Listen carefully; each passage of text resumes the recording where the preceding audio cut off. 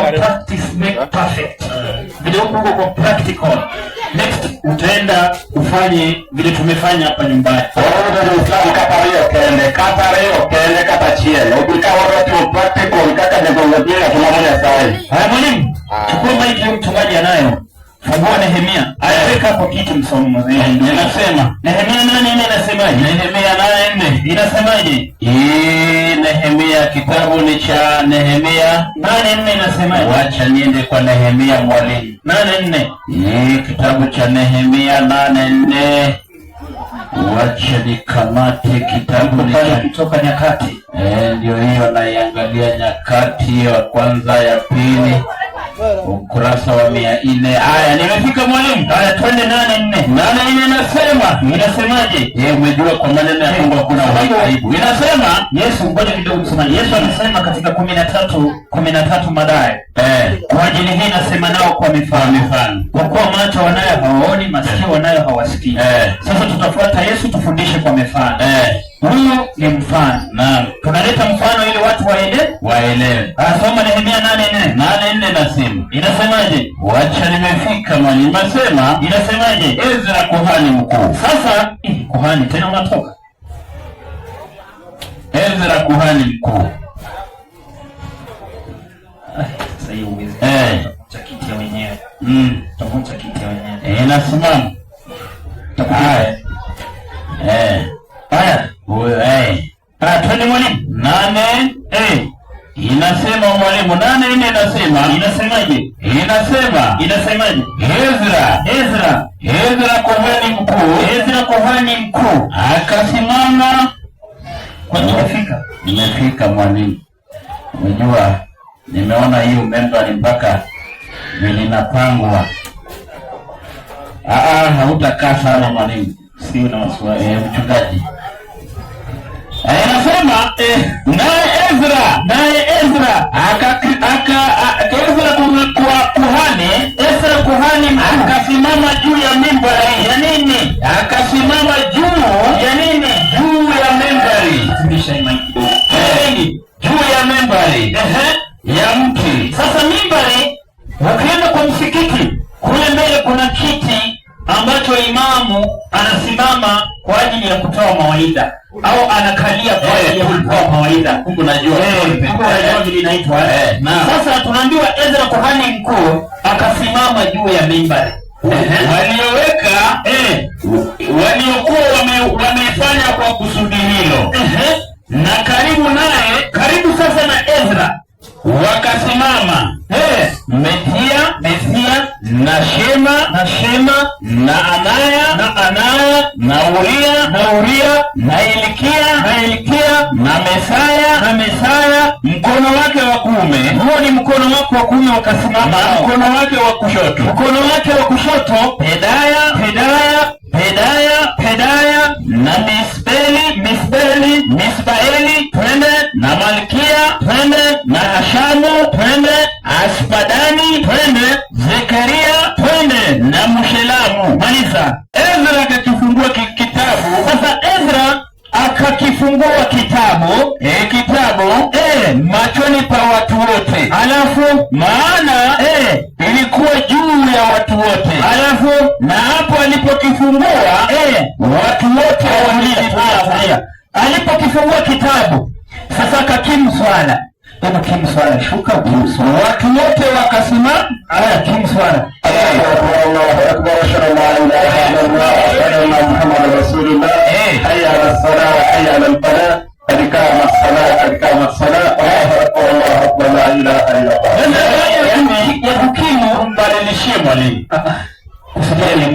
Umbadilishie faida kwa watu. Nimekuja kufundisha wala badilisha tena. Maana yake Mungu ni mkubwa. Hapana Mungu ambaye anafaa kuabudiwa ila Mungu mmoja. Ila Mungu mmoja. Nashuhudia kwamba Muhammad ni mtume. Njooni katika kuswali, njooni katika kufaulu. Simameni kwa ajili ya swala. Mungu ni mkuu. Hakuna Mungu mwingine isipokuwa Mungu mmoja. Ndio hiyo. Sasa ndio. Hapo ni sawa. Sasa haya. Watu wote baada ya kusimama, Ezra akafanya inasemaje? Inasema watu wote wakasimama. Alafu Ezra akamhimidi Bwana Mungu mkuu. Nahmaduhu wa nasta'inuhu wa nastaghfiruhu wa na'udhu billahi min shururi anfusina. Haya, funga swala. Allahu akbar. Naam. Alafu himidi inasema sura tufuata. Tulia maneno. A'udhu billahi minash shaitani rajim. Bismillahir rahmanir rahim. Alhamdulillahi rabbil alamin. الرحمن الرحيم مالك يوم الدين إياك نعبد وإياك نستعين اهدنا الصراط المستقيم صراط الذين أنعمت عليهم غير المغضوب عليهم ولا الضالين. Watu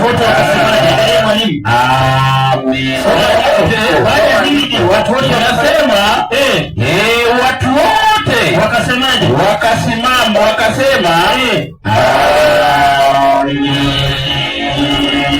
alafu pamoja na kuinua mikono yao, wakainua mikono yao, Allahu akbar. Mikono na yote mbili hivi ya mchungaji bila Allahu akbar. Alafu Mungu ni mkubwa, ndio nini? Mungu ni mkubwa. Mungu ni mkubwa. Alafu wakafanyaje? Allahu akbar. Wakainamisha, wakainamishwa vichwa vyao hata wapi? Hata chini. Wapi? Hata chini. Wapi? Hata chini. Wapi? Hata chini. Chini.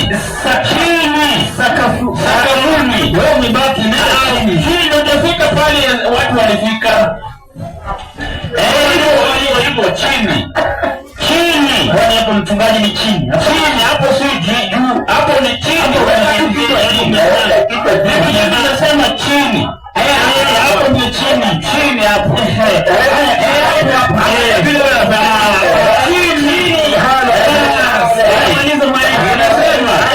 Wakainamisha vichwa vyao chini. Wakamshukuru Mungu. Wakamshukuru Mungu. Wakashukuru Mungu kifudifudi mpaka chini sakafuni. Muhammad, Allahumma salli wa sallam ala Muhammad. Allahumma salli wa sallam ala Muhammad.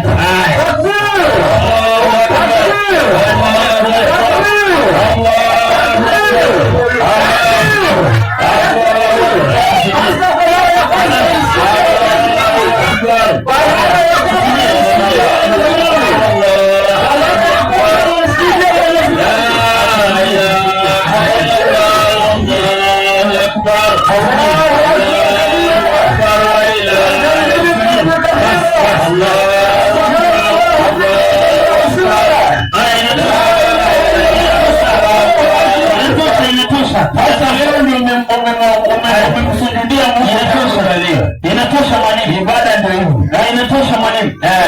Tuulize ndani ya Qur'ani. Kuja kaka sasa. Basta weka hapa. Imeisha. Basi labda tutaangalia baadaye. Baadaye sawa. Haya tunaendelea. Hiyo tutatengeneza, tunarudi kwa Muhammad kwanza. Na nilikuahidi utachemka sana. Mwalimu. 22:75 Qur'ani. Mungu anasemaje ili turudi pale mwalimu. Ibada ya hivi 22:75 Qur'ani. 22:75 inasemaje?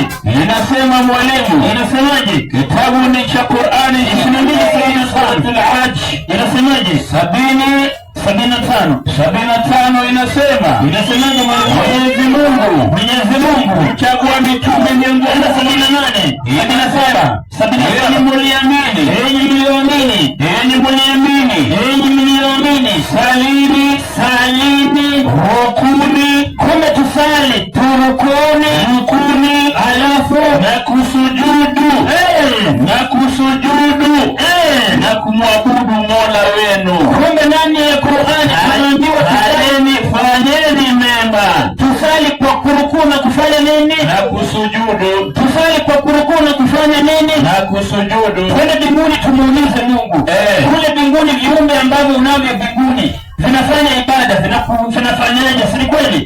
Unaanza na Qur'ani umeweka kando. 7,206 Qur'ani. 7,206 ya Al-Karim inasema. Inasemaje? 7,206. 206 Al-Karim. Inasemaje? Inasemaje? Walioko mbinguni. Walioko mbinguni. Walioko kwa Mola wako. Walioko kwa Mola wako. Hao ni malaika. Hao ni malaika. Hawajivuni.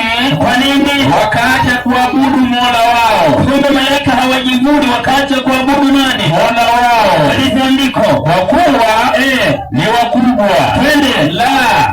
Bali wafanyaje? Wanamtukuza Mwenyezi Mungu kwa kusujudu. Kumbe malaika mbinguni wanamtukuza Mungu kwa kufanyaje? Kwa kusujudu. Malaika mbinguni wanamtukuza Mungu kwa kufanyaje? Kwa kusujudu. Uliza Biblia ni kweli, si sawa mwalimu? Ndio. 7:11 ya Ufunuo inasema.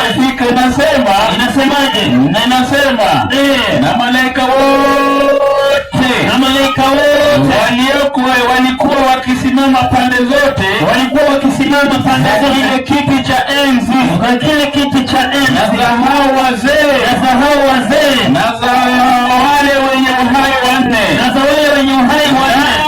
Nao wakaanguka kifudifudi. Wakafanyaje? Mbele ya kiti cha enzi. Wakafanyaje? Wakamsujudia Mungu. Kumbe ndani ya Biblia malaika ibada wanafanya kwa kufanyaje? Kumsujudia Mungu. Sasa turudi kwa manabii, si kweli? Ndio. Tuulize baba yetu wa imani Nabii Ibrahimu. Ibada alikuwa anafanyaje, si kweli? Ndio. Kwanza Ibrahimu alikuwa kiongozi wa dini gani, si kweli? Sasa je, Qur'ani 16:120. 16:120 Al-Karim inasema. Inasemaje? Kitabu cha Qur'ani 16:120. Inasemaje? Wacha tukamate mwalimu. Inasemaje? 16:120 inasemaje? Hakika. Kwa hakika Ibrahimu alikuwa nani? Alikuwa imamu. Kule msikitini Ibrahimu alikuwa nani? Imamu. Msikitini Ibrahimu alikuwa nani? Imamu. Sasa tumuulize Imamu Ibrahimu ibada alifanyaje, si kweli? 17:3 Mwanzo. Nimefika mwalimu. Inasemaje? Kitabu cha Mwanzo 17:3 inasemaje? Abrahamu akafanyaje? Akaanguka kifudifudi. Simama tu. Nikikwambia nenda unaenda. Abrahamu akafanyaje? Akaanguka kifudifudi. Alafu kifudifudi. Akamwomba Mungu. Kama Ibrahimu alianguka kifudifudi akafanyaje? Akamwomba Mungu. Hili neno kifudifudi linaweza kuwa shida machoni pa watu, si kweli mwalimu? Ndio. Haya, tufafanue kifudifudi. Nisaidie Qur'ani 17:107. 17:107 Al-Karim. Inasemaje? Maana kifudifudi inasemaje? 17:107 inasemaje? 17:107 inasemaje? Sema yenye mniamini. Yenye mlioamini. Hiyo Qur'ani. 17:107. Sijui 17:107. Hiyo mwalimu. Asoma. Inasemaje? Sema. Yaminini hiyo Qur'ani. Yaminini hiyo Qur'ani. Au msiamini. Hakika wale waliopewa elimu zamani kabla Qur'ani huteremka. Anaposomewa hii Qur'ani huanguka kifudifudi. Wakafanyaje? Wakaomba kifudifudi, wakasujudu. Kumbe kuanguka kifudifudi ni kufanyaje? Kusujudu. 7:3 Nyakati wa Pili inasemaje? Wakatazamana wote wana wa Israeli uliposhuka ule moto, utukufu wa Mungu ulipokuwa hekaluni, ulipokuwa juu ya nyumba, wakaporomoka uso. Soma andiko. Wacha nifike mwalimu. Soma andiko. Kitabu ni cha Nyakati wa Pili 7:3. Usisome. Inasema mwalimu. Tuko na mchungaji. Wa Pili 3 inasemaje? Wacha nikamate mwalimu. Inasema wakatazamana wana wa Israeli wote uliposhuka ule moto, utukufu wa Bwana ulipokuwa juu ya nyumba, wakafanyaje? Wakasujudu kifulifuli, hata wakaenda nchi sakafuni. Wakafanya nini? Wakaomba. Ili uombe uso unafaa uwe sakafu, wakaabudu. kumbe ili uabudu uso uwe wapi?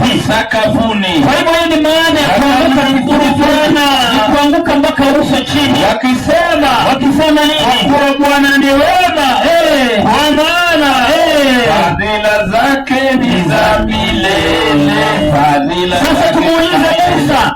Musa ibada ulifanyaje? Ndio mwalimu. 34:8 Kutoka. Inasema Musa wako wa Sabato Musa. Musa kwa mwalimu akafanya karaka. Karaka ni kisukuma kidogo. Karaka maana yake akaruku. Sasa ruku. Musa akafanya nini? Akafanya karaka. Kisha akamsujudia Bwana. Soma andiko. Wacha nikamate mwalimu. 34:8 inasema Kutoka inasemaje? Musa akafanya karaka. Musa akafanya karaka, akainamisha kichwa chake hata inchi. Akainamisha kichwa chake hata inchi, akasujudu. Kumbe Musa akafanya karaka, akainamisha kichwa chake hata inchi, akafanyaje? Akasujudu. Wewe ni Musa, si kweli? Ndio. Ibada yake alifanya kwa kufanyaje? Kusujudu. Ukitunza hiyo Sabato yako ibada unafanya hivi mchungaji. Sio kwa ajili ya mambo mengine. Hakuna wa milele wa milele. Muulize Yesu. Wewe Yesu ibada ulifanyaje? Si kweli? Atende Mathayo 26:36 inasemaje? Inasema mwalimu. Wacha nikamate mwalimu. Inasemaje? Inasema yani mchungaji, kwa sababu ya muda tunakatakata. Kisha Yesu ambao unawaisa. Kisha Yesu kwa sababu Yoshua alisujudu, Ibrahimu alisujudu, wana wa Israeli wote walifanya ibada kwa kusujudu. Sasa huyu ni Yesu. Anasemaje Yesu? Kisha Yesu akaenda pamoja na mpaka bustani itwayo Gethsemane. Yesu ameondoka na wanafunzi wake, akaenda akawaambia wanafunzi wake, akawaambia nini? Wake ketini hapa ili hata niende kule nikaombe. Alafu hata niende kule nikaombe. Alafu anataka kufanya mwalimu. Anataka kufanya nini? Yesu alifanya. Wacha. Kufika pale.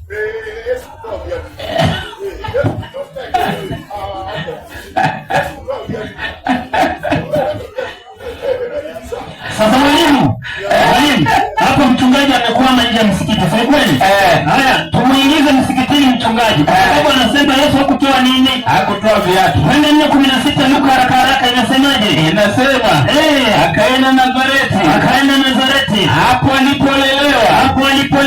Na siku ya Sabato akaingia katika sinagogi kama ilivyokuwa desturi yake. Kumbe desturi ya Yesu ilikuwa kuingia wapi? Sinagogi.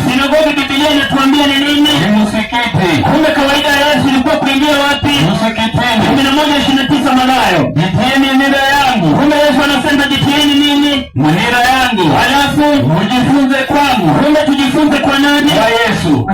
Kwa kuwa mimi ni mpole na mnyenyekevu wa moyo. Kumbe Yesu anasema tujifunze wapi? Kwake. Na Yesu alikuwa anaingia wapi? Msikitini. Kama unajifunza kwa Yesu, ingia msikitini. Msikitini. Kule hekalu ni kuonyesha alienda kufanya nini? 21:12 Mathayo, twende. 21:12 mwalimu Mathayo. Anasema mwalimu, anasema ya kwamba Yesu alitoa viatu. Tumuulize Yesu, si kweli? Twende Yohana 5:45 hapo mwalimu. Twende Yohana ndipo 5:45 alitoa viatu. Yesu alitoa viatu. 5:45 uko kama kompyuta. Hapo uko shule mwalimu. 5:45 inasemaje? Kitabu cha Yohana. Inasemaje? Yesu alitoa viatu. Haya, twende haraka. Inasema mwalimu. Inasemaje? Inasema msidhani ya kwamba. Yesu anasema msidhani ya kwamba mimi nitawashtaki kwa Baba. Kumbe Yesu hata washtaki watu kwa nani? Baba. Twende. Yuko naye washtaki. Naye ni nani? Ndiye Musa. Yaani Yesu anakataa hata washtaki watu kwa Mungu. Yuko anayewashtaki kwa Mungu ambaye ni Musa. Kwa sababu gani Yesu hawezi shtaki watu kwa Mungu? Ni kwa sababu Yesu alipewa Injili, na Injili ni habari njema. Musa alipewa Taurati, na Taurati ni sheria. Ili ukashtakiwa na makosa, lazima kuna sheria. Ulifanyaje mwalimu? Ulivunja. Kwa hiyo Musa atakushtaki wewe, niliambiwa hapa nifanye hivi, mbona wewe haukufanya? Si kweli mwalimu? Ndio. Ayamaliza andiko. Inasemaje? Inasema mnayemtumaini ninyi. Twende. Kwa maana alifanyaje? Kama mngeniamini Musa. Kumbe Yesu anasema kama mngelimwamini Musa. Iwe umeamini Musa, unamwamini Yesu. Watenda mwalimu, soma andiko. Inasemaje? Inasema kwa maana kama mngeliamini Musa, kama mngeliamini mimi. Kumbe Yesu anasema la kwanza kuaminiwa nani? Musa. Ndio aminiwe nani? Yesu. Kwa hivyo kama unamfuata Yesu unastahili kuamini nani? Musa. Maliza andiko. Inasema kwa maana kwa sababu yeye aliandika habari zangu. Lakini msipoamini maandiko ya Musa. Msipoamini maandiko ya Musa, maandiko yake, mtafanyaje? Mtaamini wapi maneno yake? Hawezi kuamini maneno ya Yesu msipoamini maneno ya Musa. Musa ndiye alikuwa viatu. Kwa hivyo sasa mwalimu, Yesu anasema tumwamini nani? Musa. Kwa hivyo tusipomwamini Musa hakuna kuamini na nani? Yesu. Sasa Musa aliambiwa nini? Si kweli? Ndio. 3:5 kutoka. Tunakuingiza msikitini. Inasemaje? 3:5 kutoka. 3:5 kutoka. Inasemaje? Inasema mwalimu. Inasemaje? Wacha nifiki. Inasema hapo Bwana kanena na Musa. Hapo Mungu akanena na Musa. Akamwambia nini? Vua viatu vyako miguuni. Haya, kama unamwamini Yesu na Yesu anasema ufuate Musa, vua viatu vyako miguuni. Yesu anasema ili kwanza umwamini Yesu, lazima kwanza umwamini Musa. Na Musa aliambiwa vua viatu. Musa alimwambiwa fanya nini? Vua viatu. Na Yesu anasema ili umwamini Yesu, kwanza umwamini nani? Umwamini Musa. Mwalimu? Usifunika hapa. 5:17 Mathayo. 5:17 Mathayo inasemaje? Inasema mwalimu. Inasemaje? Inasema utavua tu mwenyewe. Viatu utavua. Inasemaje? 5:17 Mathayo. Inasemaje? Yesu anasema. Inasemaje? Msidhani ya kwamba nilikuja kutengua sheria ya Musa. Soma andiko mwalimu. Inasemaje? Inasema mwalimu. 5:17 Mathayo. 17 Mathayo. Inasema 5:17 Mathayo. 5:17 Inasemaje? Inasema mwalimu. Msidhani ya kuwa nilikuja kutengua Taurati. Yesu anasema msidhani nimekuja kuikataa Taurati au manabii au kukataa manabii waliokuja kutengua. Sikuja kuikataa Taurati, bali kufanyaje? Kulikimbiliza. Kumbe Yesu alikuja kutimiza nini? Sheria ya Musa. Si kweli? Kwa hivyo Musa aliambiwa ufanyaje? Atoe viatu. Na Yesu anasema alikuja kutimiza maneno ya nani? Ya Musa. Na Musa aliambiwa ufanyaje? Avue viatu. Sasa nimuulize Musa, asiyefuata maneno yako Musa, anakwenda wapi? Si kweli? 27:26 Kumbukumbu la Taurati. 26 Kumbukumbu la Taurati. 26 Kumbukumbu la Taurati. 26 Inasemaje? Kitabu ni cha Kumbukumbu la Taurati. Inasemaje? 26 Kumbukumbu. Inasemaje? Na alaaniwe asiyeweka imara maneno ya Taurati hii. Kumbe mtu asiyefuata Taurati, Mungu anasema amefanywaje? Alaaniwe. Kumbe asiyefuata Taurati amefanyaje? Ya kuifanya amelaaniwa. Kumbe amelaaniwa mtu asiyefanya maneno ya nini? Ya Musa. Sasa mchungaji, kama hutaki laana, vua viatu, tuingie msikitini. Unaenda wapi? Wewe unaenda wapi? Unaenda kwa hekalu. Hakuna kanisa na hekalu. Hakuna hiyo kitu.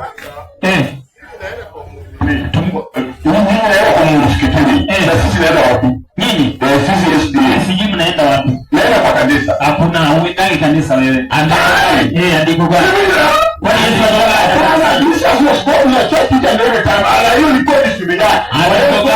alikuwa anaenda wapi? Kanisani. Yesu. Toa hilo andiko mimi naweka wana. Unaona watu, ukitoa tu andiko, wacha hata Yesu kuingia kanisani. Unaona hii njia? Yesu alikuwa anaenda gendia huko. Na hii njia akapita akaona mahali kuna kanisa. Akasimama akasalimia habari huko kanisani, wacha kuingia. Alipita tu njia ambayo iko na kanisa. Mimi naenda nawe kanisani. Toa hilo andiko. Kama hiyo inakuwa hiyo kitabu. Pale Yesu alikuwa anaenda kwa kanisa. Na hiyo ilikuwa toa andiko. Hakuna 16. Hakuna Yesu alikuwa anaenda katika sinagogi, sio kanisa. Yesu aliingia sinagogi, sio kanisa. Sinagogi ni pale ya kuomba Mungu yao.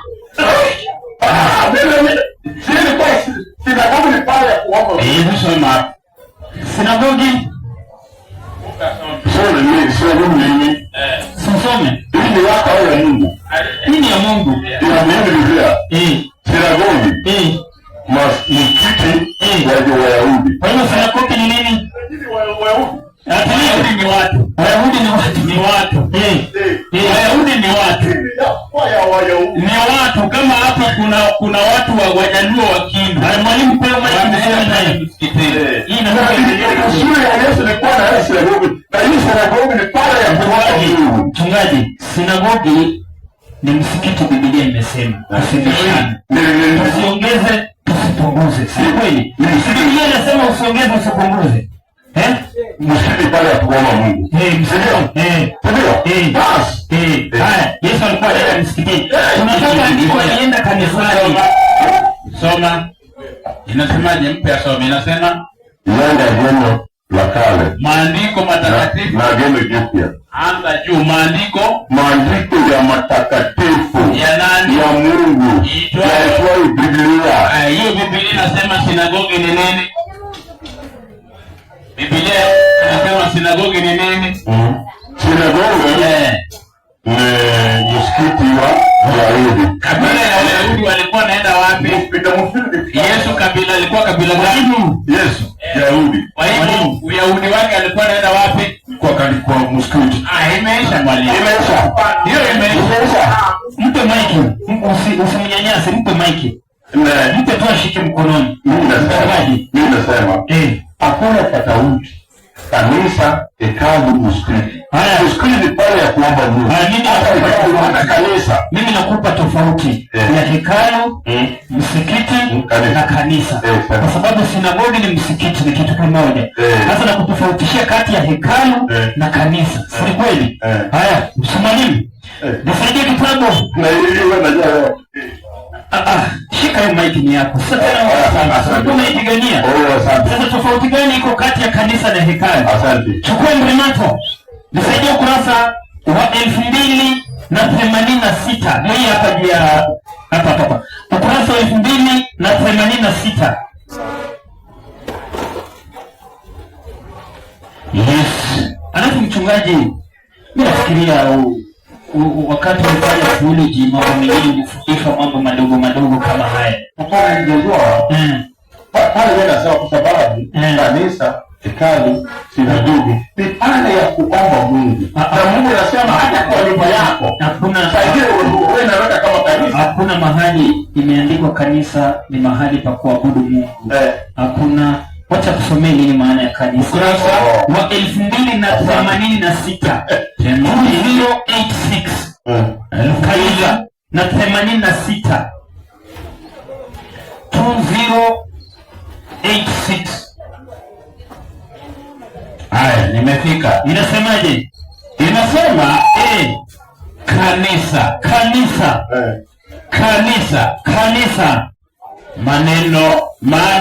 kanisa. Maana ya neno kanisa.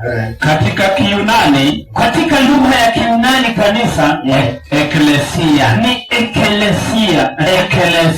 Maana yake yani mkutano. Kwa hivyo kanisa maana yake nini? Mkutano. Sio nini? Sio jengo. Umesikia hiyo? Mkutano ya nani? Mkutano ya nani? Mkutano ya baraza ya nini? Ni hiyo mkutano ya watu kwa kidini. Hata hapa tuko kanisani hapa. Mkutano maana yake kanisa. Kwa hivyo kanisa maana yake ni mkutano, sio jengo. Asante. Hekalu. Mwalimu. 26 21 12 Mathayo. 21 12 Mathayo. Inasemaje? Kitabu ni cha Mathayo. Alafu mchungaji, maswali ilikuwa hajafika. Tumekuwa tumemaliza ibada huko, hapo unauliza maswali. Kutoa tu viatu uingie msikitini. Kwa hiyo maana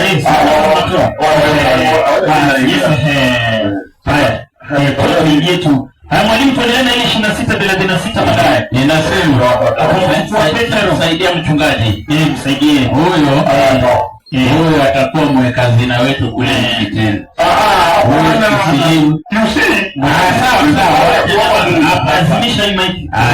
Zimisha hii. Haya. Kitabu ni cha 26:36. Ulikuwa umefika 38. Akamchukua Petero. Alafu mwalimu, mchungaji akisilimu hatuwezi muamini kwa haraka tu tukampa utresha kutuwekea pesa. Lazima tunampea uzee wa kanisa kidogo ajifunze. Tukimwamini sasa tunampa utresha. Si kweli? Haya, soma hiyo andiko inasemaje? Inasema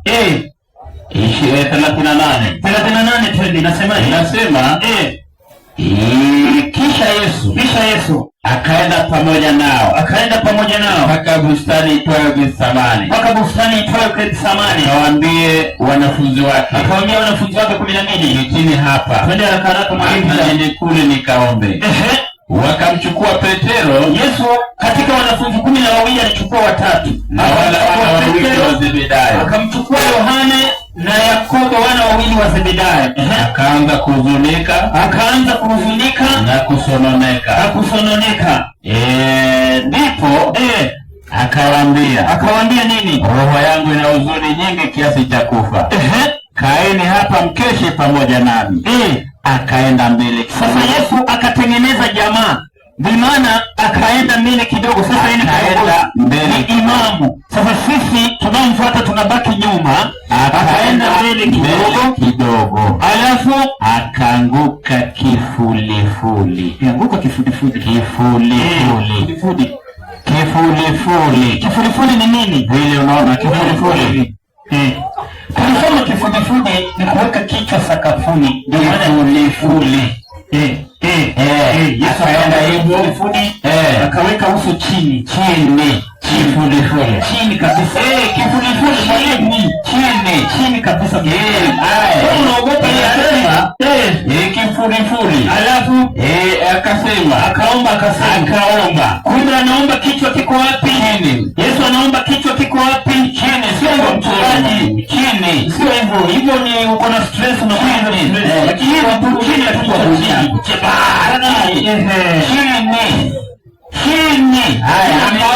Akaomba. Sasa mwalimu huyo ni Yesu. Akaomba. Akisemaje? Akisema, Baba yangu, ikiwezekana kikombe hiki kifanyaje? Niondoke. Wakati anasema hayo maneno, kichwa kiko wapi? Chini. Ameimba ama amesujudu? Hakuna kuimba. Amefanyaje? Chini. Amesujudu. Amesujudu chini. Sasa tuwaulize Waislamu. Kwani mwalimu? Ndio. Sasa tunarudi kwa Waislamu. Amka sasa. Ibada ya sasa umeuliza Muhammad ibada alifundishaje? Unaona Yesu amefundisha wanafunzi wake kusujudu. Muhammad na Yesu ni mandugu. Bwana. But it's very wrong. Muhammad is not God. Jesus was God. And Jesus said, I am my Father and your voice. Muhammad ni roho. Ilikuwa na bibi na watoto wake. Na Yesu ilikuwa roho na ilikuwa roho na binadamu. He was 100% man and 100% God. You can compare Jesus to Tulia. Jesus was God himself. Tulia. Tulia hapa, kaa hapa kidogo. Ilikuwa naomba. Ilikuwa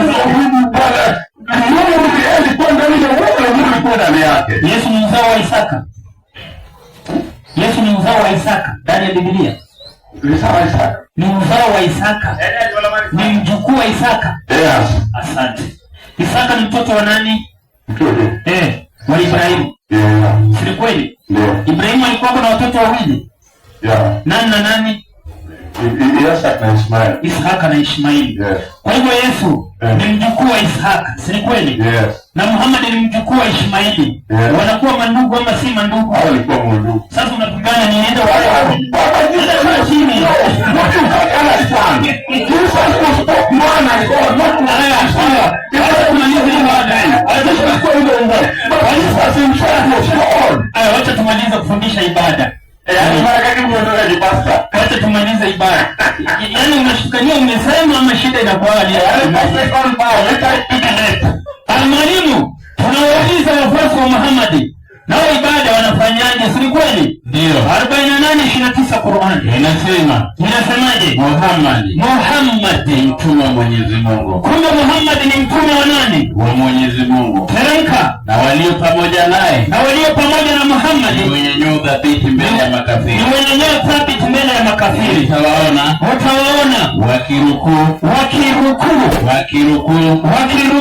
wakisujudu, wakiinama wakasujudu pamoja, wakitafuta nini? Radhi ya Mwenyezi Mungu. Maliza andiko. Na radhi yake. Alafu alama zao nini? Ziko katika nyuso zao, ziko katikati ya nyuso zao. Kwa sababu ya nini? Na hadhira, kwa athari ya sujudu, ya kusujudu. Sasa mchungaji, angalia hiyo mfano wao. Hiyo ni alama ya kusujudu. Hata confirm kwa spika. Unaona alama ya watu wanaofuata Yesu.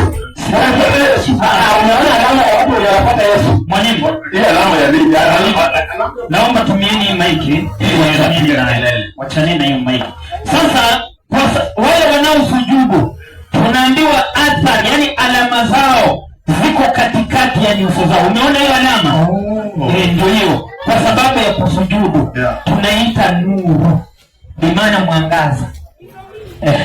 Sasa mwambie aone alama. Kama wewe utaenda kwa Mungu bila hiyo alama, yani ibada yako haukufuata ibada ya manabii, ukawa na hiyo alama, hasara nini? Si kweli? Ufunuo 9:3. Mwalimu. Inasemaje? Ufunuo 9:3. Inasemaje? 9:3 kitabu cha Ufunuo. Inasemaje? Inasemaje? Inasema wakapewa amri. Soma 9:3 Ufunuo. 9:3 inasema zige wakafanyaje? Wakatoka katika ule moshi. Twende. Mwalimu, tuanze tu moja. Malaika watano akapiga baragumu. Hiyo ni siku ya mwisho. Nikaona baragumu limelia, nikaona nyota iliyotoka mbinguni imeanguka juu ya nchi. Naye akapewa ufunguo wa shimo la kuzimu. Akalifungua. Akafanyaje? Shimo la kuzimu. Twende. Moshi ukapanda kutoka mule shimoni. Kama moshi wa tanuru kubwa. Jua ikafanyaje? Anga ikatiwa giza. Twende. Kwa sababu ya ule moshi wa shimoni. Twende. Zige wakatoka ule shimoni. Yani ni siku ya mwisho, siku ya kiyama. Wakaenda jehanamu. Umetoka moshi, ukalipuka moshi, wanadamu hamuoni chochote isipokuwa giza tu. Nzige wakatoka katika ule moshi, wakaenda juu. Inaendelea juu ya nchi. Alafu wakapewa nguvu kama nguvu walionayo ngee. Wakaambiwa nini? Msiwadhuru majani ya nchi. Wala kitu chochote kilicho kibichi. Wala mti wowote. Ila wasio na muhuri. Wasio na muhuri ya Mungu. Wapi? Katikati mwalimu. Katikati ya nini? Ya vipaji ya nini? vya nyuso zao. Kumbe kama utaenda kwa Mungu hauna hiyo alama ya kusujudu, Mungu anasema utafanywaje? Enda motoni. Utaenda wapi? Motoni. Sasa tuwaulize ndio ibada na kufundisha hivi. Kutoka hapo wewe fanye ibada. Sasa tuwaulize wanaofuata Biblia, Mungu anataka ibada kufanyaje? Kweli mwalimu? Ndio. 22:8 hii Ufunuo. 22:8. Mwalimu wangu rudi hapa. 22:8. Ufunuo inasemaje? Inasema mwalimu. 22:8 inasemaje? Nami Yohana ndimi niliyesikia na kuyaona mambo hayo. Hapo nilipoyasikia na kuyaona nilianguka ili nisujudu mbele ya miguu yake, ili nisujudu mbele ya miguu ya malaika yule mwenye kunionyesha hayo. Akasemaje? Naye akaniambia, angalia, usifanye hivi. Mimi ni mjoli wako na wa ndugu zako manabii, na wale wafanyao nini? Washikayo maneno ya kitabu. Wale washikao maneno ya kitabu gani? Kitabu hiki. Wale washikao maneno ya kitabu gani? Hiki cha Biblia. Wafanye nini? Wamsujudie Mungu. Kumbe wale wanaofuata Biblia wamsujudie nani? Mungu. Sasa tumuulize Yesu, kama wewe unaamini hiyo Biblia, msujudie Mungu. Tumuulize Yesu, sheria ya ibada walikuwa wanafanyaje? Silikuwa ni mwalimu? Ndio. Mathayo 4:10 inasemaje? Mathayo 4:10, kitabu cha Mathayo. Inasemaje 4:10 inasemaje? Wacha nikamate mwalimu. Inasemaje 4:10? Inasema, Yesu akajibu akamwambiaje? Nenda zako shetani. Nini baada ya shetani kumwambia Yesu anguka unisujudie? Yesu akamwambia nenda zako shetani. Kwa maana imeandikwa. Kumbe imeandikwa umsujudie nani? Bwana Mungu wako, alafu umwabudu nani? Yeye peke yake. Kumbe Yesu anasema umsujudie nani? Mungu, umwabudu yeye peke yake. Haya maneno ukienda utayapata kwenye Kumbukumbu la Torati 6:13. Uniabudie mimi, abudu mimi peke yangu. Sasa mwalimu hajasema hivyo. Kumbe sheria inasema mtu ili afanye ibada msujudie nani? Mungu. Sasa hiyo sheria ibada ya kusujudu nani alikuja akaitoa? Ndio watu wakawa wamepanga ibada zingine. Si kweli mwalimu? Ndio. Nisaidie 18:12 Matendo ya Mitume. 12 Matendo ya Mitume. 12. Matendo ya Mitume inasemaje? Matendo ya Mitume inasemaje? 18:12 inasemaje? 18:12 Matendo ya Mitume inasemaje? Hata Galio alipokuwa liwali Akaya, wa Akaya, Wayahudi wakamwinukia Paulo. Kwa nia moja wakamleta mbele ya kiti cha hukumu. Wakamshtaki Paulo, wakasemaje? Huyu Paulo wavuta watu wafanyaje? Ili wamwabudu Mungu kinyume na sheria. Kumbe Paulo ndiye alianza kuwavuta watu kuabudu Mungu kinyume cha nini? Na sheria. Yesu anasema ni umsujudie nani? Mungu. Ndio hapo sasa watu wakaanza kuimba. Wakati walianza kuimba, Mungu alifanyaje? Si ni kweli mwalimu? Ndio. Aliwaacha waendelee kuimba ama alisema nini? Si ni kweli? 5:23 kitabu cha Amosi inasemaje? Kitabu ni cha 5:23 Amosi. 5:23 Amosi inasemaje? Wacha nifike mwalimu. Inasemaje? Inaniondoleeni kelele za nini? za nyimbo zenu. Kumbe Mungu aliposikia watu wanaanza kuimba akamwambia niondoleeni nini? Kelele za nyimbo zenu. Kumbe nyimbo mbele za Mungu ni nini? Ni kelele. Teremka. Inasema sitaki kusikia sauti za vinanda vyenu. Kumbe Mungu hataki kusikia sauti ya nini? Ya vinanda vya kina mchungaji. Lakini wachungaji wanaimba kwa sababu Daudi alifanyaje? Aliimba. Kwa sababu Daudi alifanyaje? Aliimba. Tumuulize Daudi, hizi nyimbo ambazo walikuwa unaimba zilikuwa za aina gani? Si ni kweli? Ndio. 81:4 Zaburi. 81:4 Zaburi. 81:4 Zaburi. 1-4 Zaburi. Wacha nifike kitabu cha Daudi 81:4 Zaburi. Inasemaje? Inasema mwalimu. 81:4 Zaburi. Inasema mwalimu. Inasemaje? Muimbieni Mungu. Anasema muimbieni Mungu nguvu zetu. Nyimbo za furaha. Twende. Mshangilie Mungu wa Yakobo. Twende. Pazeni saburi. Pigeni matari. Twende. Kinubi chenye sauti nzuri. Maniza. Na kinanda. Pigeni panda mwandamo mwa mwezi. Maniza. Wakati wa mbala mwezi. Sikukuu yenu.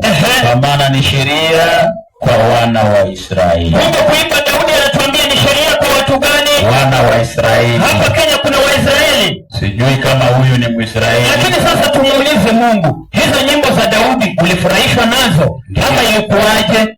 Ni kweli? Ndio. 6:5 Amosi inasema. Unasemaje? Wacha ndio ibada mtumaji wacha. Tumefundisha ibada hapa. 6:5 Amosi inasema 6:5 Amosi inasema. Inasemaje?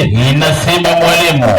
Niondoleeni kelele za nyimbo za inasema 6:5 Amosi inasema. Ninyi mnaoimba nyimbo za upuzi. Twende. Kumbe watu wanaimba nyimbo za nini? Za upuzi. Twende. Pamoja na sauti ya vinanda. Twende. Vya namna nyingi. Kama na kujifanyia vinanda namna nyingi kama vile Daudi. Kumbe Mungu anasema nyimbo za Daudi ni upuzi. Nyimbo za Daudi ni nini? Upuzi. Kama wewe unaimba kwa sababu unamfuata Daudi, Mungu anasema hizo nyimbo ni nini? Upuzi. Sasa tumuulize Mungu, wewe unaimba siku ya mwisho na nyimbo zako unaenda wapi? Ndio. Hata unaenda bingu ya nani? Anasoma 8:3. Inasema. Amosi hapa inasema. Inasema tena.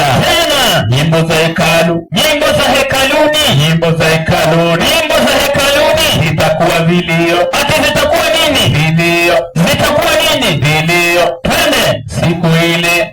Asema Bwana. Kumbe siku ya kiyama nyimbo zitakuwa nini? Vilio. Ulikuwa unaimba na kurukaruka, lakini siku hiyo utafanya nini? Vilio. Twende hapo chini 11 inasema itakuwa mingi. Misonga itakuwa mingi siku hiyo.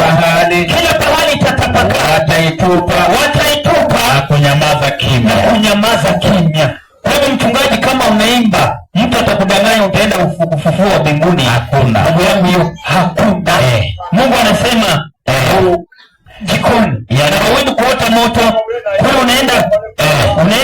unaenda kufanyaje? Yaani Biblia. Anasema nyimbo za hekaluni zitakuwa vilio. Biblia inasema ukisema shamba la mananasi Robert Bachora basaka motoni. Alafu kwa mujibu wa Yesu hata wewe uende mbinguni.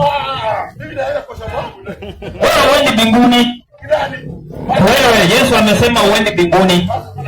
Pastor yupo. 21:31 Mathayo mwalimu. Wewe uende mbinguni. Yesu alishapagua kitambo watu wenye wanaenda mbinguni. 21:31 Mathayo. Fuata Muhammad ndugu yangu, wewe utakula supu kule mbinguni.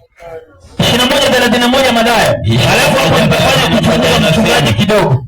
Inasema 31 Mathayo. 21:31. Mathayo. Inasemaje? Katika hao inasema